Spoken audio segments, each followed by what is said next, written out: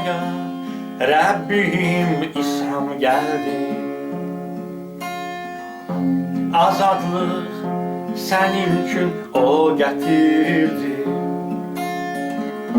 Tek onda hayat vardı. Hilas yalnız ondadır. Sana göre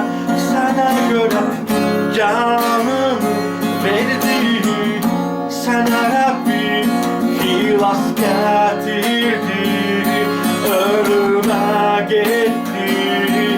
O sevir seni Rabbim İslam. Sana göre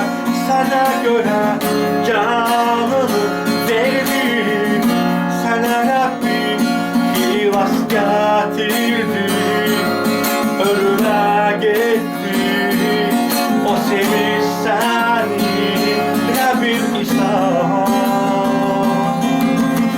Çarmıhta Rabbim çekti azap. Geçirdi işkence o istirap. Mismarlar vuruldu ellerine. Kanı akıldı bedenine.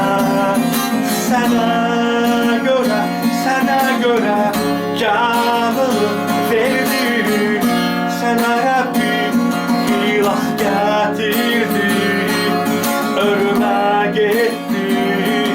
O sevir seni Rabbim İslam. Sana göre canını verdi. Sana Rabbim hilas getirdi. Ölüme gitti.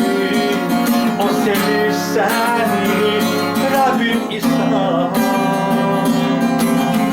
Senden Rabbim iman isteyir.